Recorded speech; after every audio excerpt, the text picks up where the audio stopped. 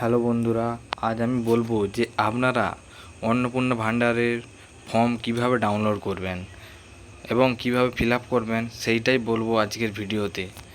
তো বন্ধুরা, অন্নপূর্ণা ভাণ্ডারের ফর্ম ডাউনলোড করার জন্য আপনাকে চলে যেতে হবে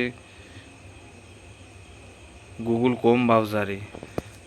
ওইখানে গিয়ে সার্চ দিতে হবে অন্নপূর্ণা যোজনা পোর্টাল। অন্নপূর্ণা যোজনা পোর্টাল, তারপর প্রথম যে অপশানটা দেখতে পাবেন অন্নপূর্ণা যোজনা বলে, ওই অপশানটাতে আপনাকে ক্লিক করতে হবে।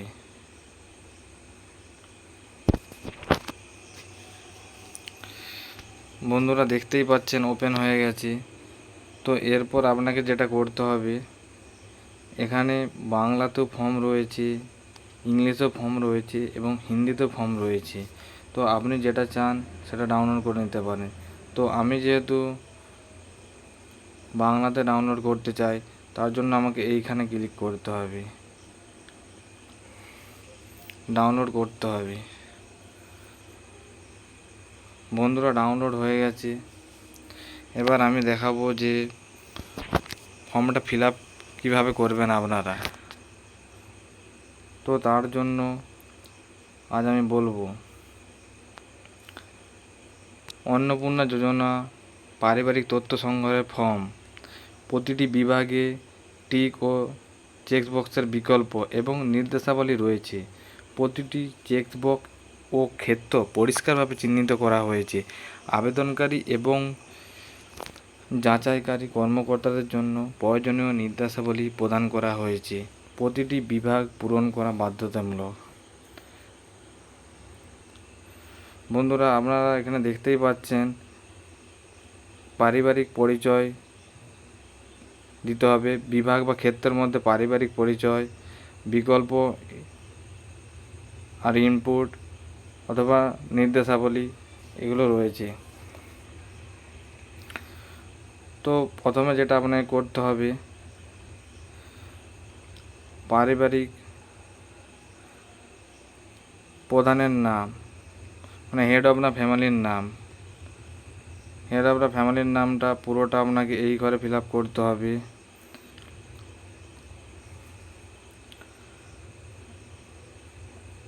এটা আধার কার্ড নাম্বার অনুযায়ী আপনাকে ফিল আপ করতে হবে। তারপর যেটা করতে হবে সেটা হচ্ছে জন্ম তারিখ। তো জন্ম তারিখটা এইখানে দিতে হবে, দিন মাস আর বছর। পারিবারিক প্রধানের লিঙ্গ সিলেক্ট করতে হবে আপনাকে। যদি পুরুষ হয় তো পুরুষ, মহিলা হলে মহিলা, অন্যান্য হলে অন্যান্য। যেটা হবে সেটাতে আপনাকে টিক চিহ্ন দিতে হবে। পারিবারিক প্রধানের আধার নম্বর। তো পারিবারিক প্রধানের আধার নম্বর আপনাকে এই ঘরটায় ফিল আপ করতে হবে।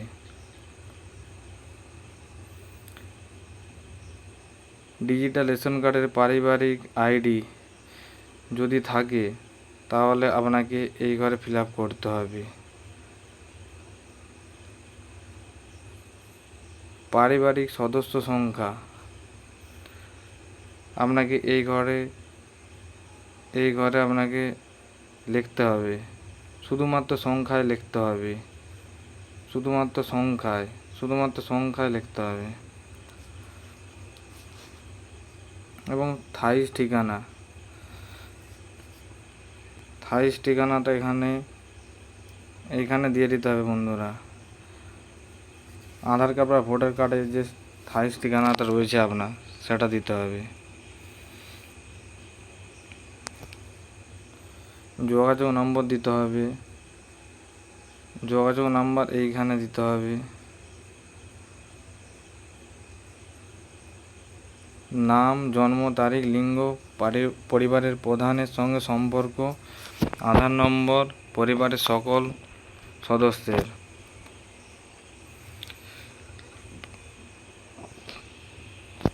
এখানে বলেছে অন্নপূর্ণা যোজনার জন্য আবেদন করা হচ্ছে। হ্যাঁ, হ্যাঁ হলে হ্যাঁ দিবেন। বয়স 5 বছরের কম হলে আধার না চিহ্নিত করতে হবে। পরিবারের যতজন সদস্য আছে সেই সদস্যদের নাম, জন্ম তারিখ, লিঙ্গ, পরিবারের প্রধানের সঙ্গে সম্পর্ক, আধার নম্বর সবগুলো দিতে হবে। এরকম করে বন্ধুরা সদস্যের নামগুলো পরপর এন্ট্রি করে দেবেন আপনারা। এরকম করে 5জন সদস্য রয়েছে।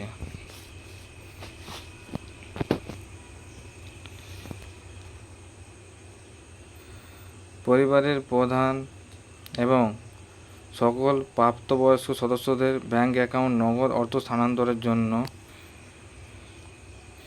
হেড অফ দ্য ফ্যামিলির ব্যাংক অ্যাকাউন্ট নম্বর, আইএফএসসি দিতে হবে। এবং যেটা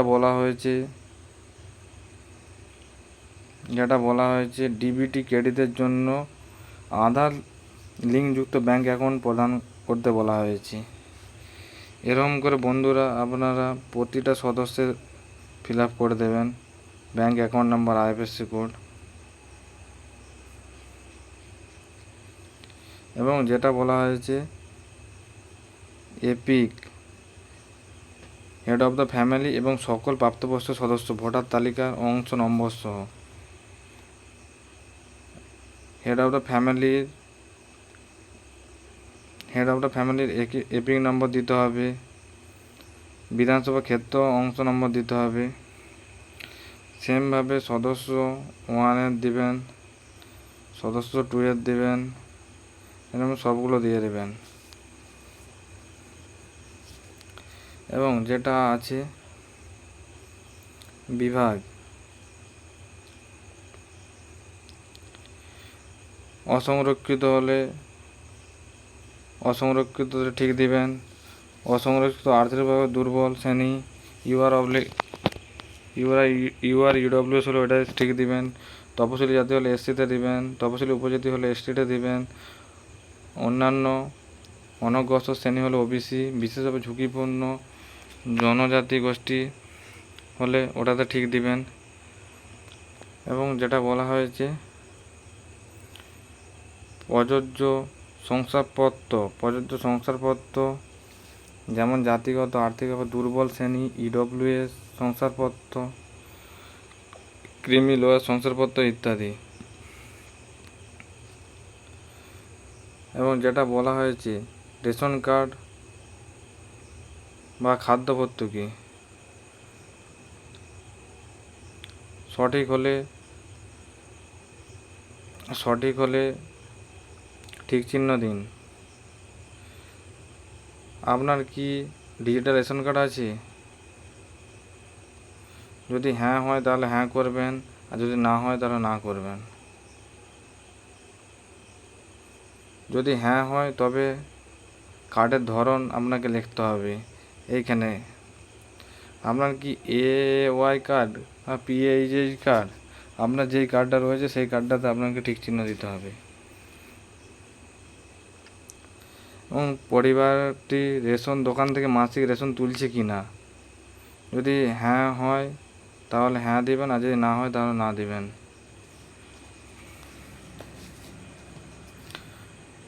সম্পদ,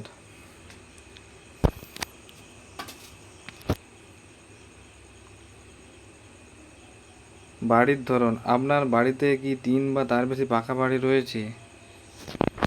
যদি হ্যাঁ হয় বন্ধুরা হ্যাঁ দিবেন, আর যদি না হয় না দিবেন। পারিবারিক জমির মালিকানা, যদি আপনি পারিবারিক জমির মালিকানা হন তাহলে হ্যাঁ দিবেন, আর না হলে না। এবং যেটা বলা হয়েছে রেজিস্ট্রেশন নথি, মিউটেশনের কপি এবং আর হাল নাগাদের তারিখ সহ সর্বশেষ জমি রেকর্ডের কপি দিতে হবে।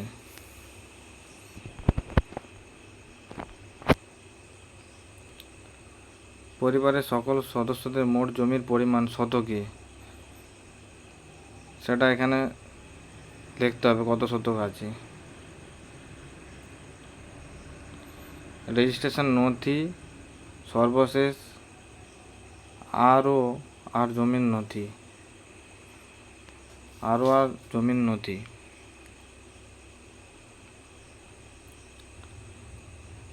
যানবাহন, আপনি পরিবারের কোনো সদস্য কি অবাণিজ্যিক মোটরচালিত 4 চাকার গাড়ি আছে?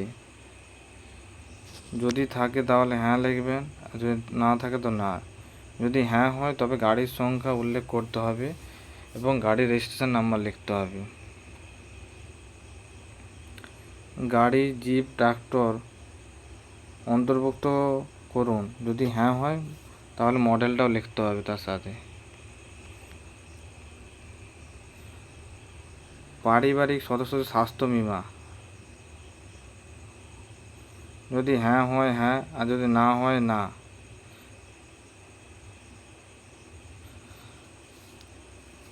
হ্যাঁ হলে তবে সরকারি বা বেসরকারি বীমার অঙ্গ প্রিমিয়ামের বিবরণ সহ লিখতে হবে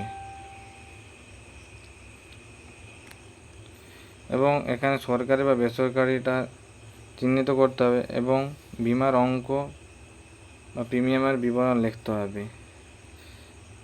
সদস্য ওয়ানে যেমন হবে সেই রকম করে আপনারা প্রতিটাই ফিল আপ করবেন, যা যা থাকবে।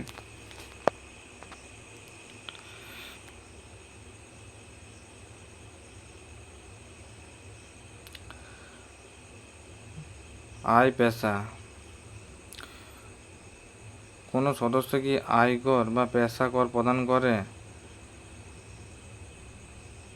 যদি হ্যাঁ হয় তো হ্যাঁ, আর না হলে না ঠিক চিহ্ন দেবেন। পরিবারের সদস্যদের প্যান কার্ড যদি থাকে,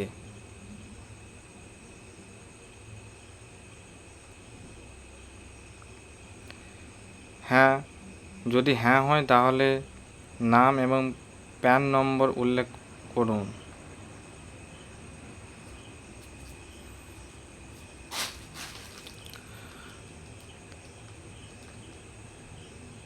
তাহলে আপনাকে যেটা দিতে হবে, ফ্যামিলির নাম দিতে হবে, প্যান নম্বর দিতে হবে, এরকম প্রতি সদস্যদের নাম ও প্যান নাম্বার দিতে হবে আপনাকে।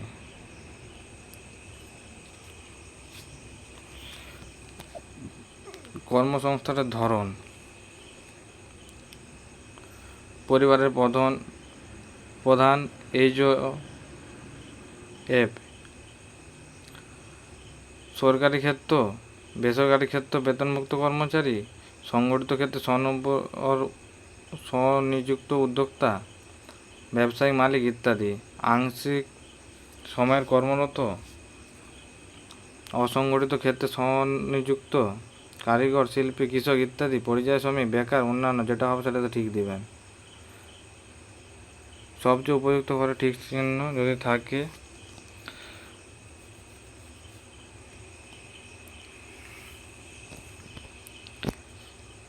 এরকম করে আপনাকে প্রতিটা সদস্যের দিতে হবে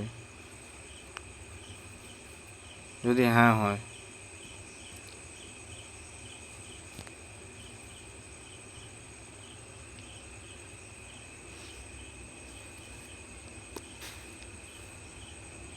পরিবারের শিক্ষিত প্রাপ্তবয়স্ক সদস্যদের সংখ্যা, পরিবারের অশিক্ষিত প্রাপ্তবয়স্ক সদস্যদের সংখ্যা।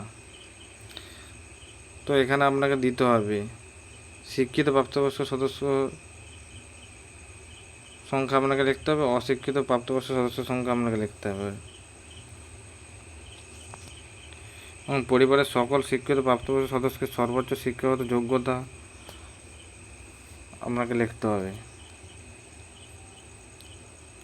পরিবারের প্রধান, হেড অফ দ্য ফ্যামিলি, শিক্ষিত হলে শিক্ষিত ঘরে ঠিক চিহ্ন দেবেন, অশিক্ষিত হলে অশিক্ষিত ঘরে ঠিক চিহ্ন দেবেন এবং সর্বোচ্চ শিক্ষাগত যোগ্যতা যেটা হবে সেটা আপনার দিতে হবে।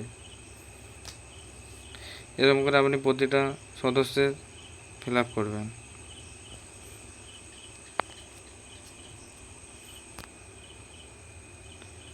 কোনো সদস্য কি কোনো সাংবিধানিক পদ, মন্ত্রী, সাংসদ, বিধায়ক, পৌর স্থানীয় সংস্থা এবং পঞ্চায়েত সংস্থার প্রাক্তন বা বর্তমান ধারক যদি হ্যাঁ হয় তো হ্যাঁ, তো ঠিক দেবেন, আর যদি না হয় তো না। আর যদি হ্যাঁ হয় তাহলে যিনি এই পদে রয়েছেন তার সদস্য সংখ্যা লিখতে হবে এবং প্রয়োজনীয় সহায়ক নথি থাকলে জমা দিতে হবে বা সর্বঘোষণা।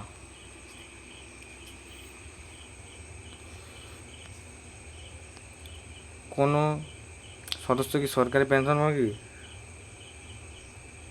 যদি হ্যাঁ হয় তো হ্যাঁতে ঠিক দেবেন, আর যদি না হয় তো না।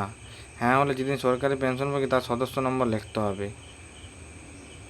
যদি হ্যাঁ হয় তাহলে পেনশন স্লিপ যুক্ত করতে হবে। কোনো সদস্য কি জিএসটি অধীনে নিবন্ধিত আছেন? যদি হ্যাঁ হয় তো হ্যাঁ, আর না হলে না।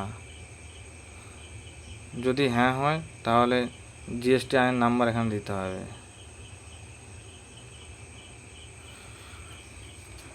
পরিবারের মোট বার্ষিক আয় টাকায় লিখতে হবে বন্ধুরা। সেটা যদি 5 লাখ হয় তো 5 লাখ, বা যেটা হবে আপনাদের সেটা এখানে ফিল আপ করবেন, এটা অঙ্কে লিখতে হবে। অন্যান্য পরিচয়পত্র নথি, সিএ আবেদন এর বর্তমান অবস্থা যদি থাকে,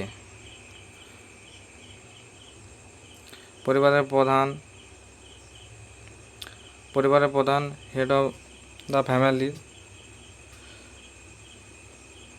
যদি আবেদন করা হয়েছে, যদি হ্যাঁ হয় আবেদন নম্বর দিতে হবে। ইস্যু করা আছে যদি হ্যাঁ হয় সার্টিফিকেট নাম্বার দিতে হবে, আর না হলে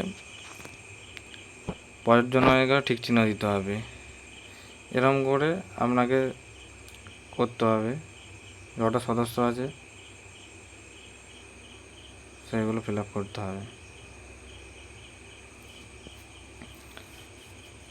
এবং যেটা আছে অন্যান্য কিষাণ ক্রেডিট কার্ড, কেসিসি কিষাণ ক্রেডিট কার্ড, এআরডি শিল্পী ক্রেডিট কার্ড, মৎস্যজীবী ক্রেডিট কার্ড, শিক্ষার্থী ক্রেডিট কার্ড ইত্যাদি থাকলে তার নাম্বার দিতে হবে, আইডি সংখ্যা দিতে হবে, যে তারিখে ইস্যু করা আছে সেটা দিতে হবে এবং প্রদানকারী কর্তৃপক্ষের বিবরণ দিতে হবে। এরকম করে সদস্য 1, 2 যেটা থাকবেন আপনারা ফিল আপ করবেন।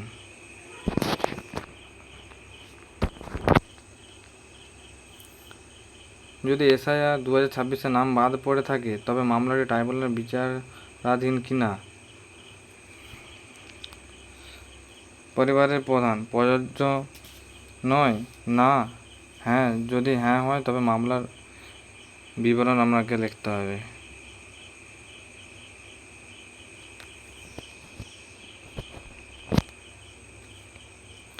এরকম করে সদস্য 1, সদস্য 2 ফিল আপ করতে হবে। যা সামাজিক মর্যাদা এবং নির্ভরশীল ব্যক্তিগণ। বিদ্যালয়ে অধ্যয়নরত পরিবারের সকল শিশুর বিবরণ দিতে হবে। শিশুর সংখ্যা দিতে হবে, শিশুর নাম, শ্রেণী, বিদ্যালয়ের নাম, ধরন ও সরকারি সাহায্যপ্রাপ্ত স্পন্সর স্কুল এগুলো দিতে হবে। যেটা হবে সেটা ঠিক চিহ্ন করতে হবে।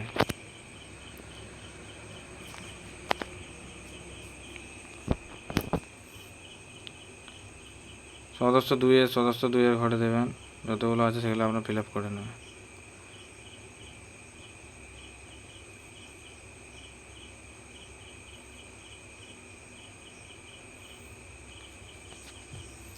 শিশুদের টিকাকরণের বর্তমান অবস্থা। শিশু সদস্য, হ্যাঁ টিকাকরণ শুরু হয়েছে, সম্পূর্ণ হয়েছে, টিকাকরণ হয়নি। যেটা হবে সেটাতে আপনাকে ক্লিক করতে হবে। যদি হ্যাঁ হয় তাহলে টিকাকরণ কার্ড আইডি, আর যদি না হয় তাহলে শেষ টিকা নেওয়ার তারিখ, টিকা না নেওয়ার কারণ লিখতে হবে।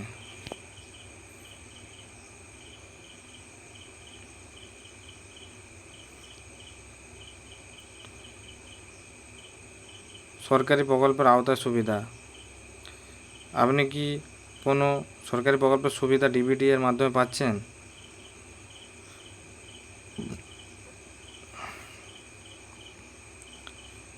পরিবার যদি হ্যাঁ হয় হ্যাঁ আর না হয় না। যদি হ্যাঁ হয় তবে প্রকল্পের নাম উল্লেখ করতে হবে, আপনাকে লিখতে হবে তাহলে প্রকল্পের নামগুলো। এরকম করে প্রতিটা সদস্যে যদি পেয়ে থাকেন তাহলে হ্যাঁ লিখবেন এবং বিবরণগুলো লিখতে হবে।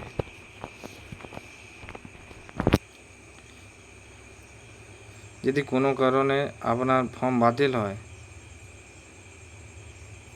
বাদ দেওয়া হলে কারণ অফিসার কর্তৃক পূরণীয়, এখানটা অফিসাররা ফিল আপ করবে। যদি কোনো কারণে আপনার ফর্ম বাতিল হয় তার কারণ এখানে লেখা থাকবে।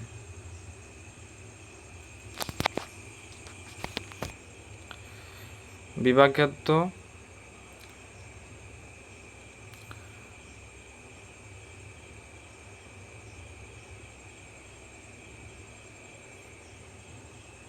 ঘোষণা সম্মতি। আমি এই মর্মে ঘোষণা করছি যে উপরে প্রদত্ত তথ্য আমার জ্ঞান ও বিশ্বাস অনুযায়ী সত্য এবং প্রযোজ্য ক্ষেত্রে আমি সকল সহায়ক নথি প্রদান করছি এবং উপরে উল্লেখিত কোনো মানদণ্ড বাদ দিইনি। আমি অবগত যে আমার প্রদত্ত কোনো তথ্য মিথ্যা প্রমাণিত হলে আমার সামাজিক সুরক্ষা সংক্রান্ত সুবিধা সব বন্ধ হয়ে যেতে পারে। এখানে সম্মত করে ঠিক দিতে হবে এবং সাইন করতে হবে।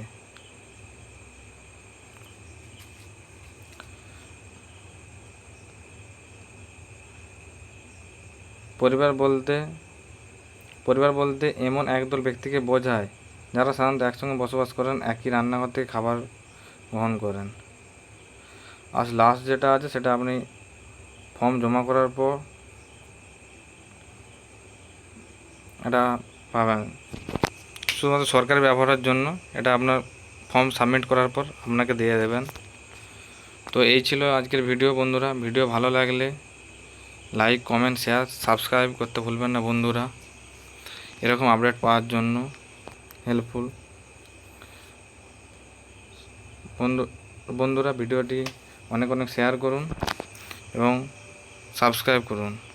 দেখা হবে নেক্সট ভিডিওতে।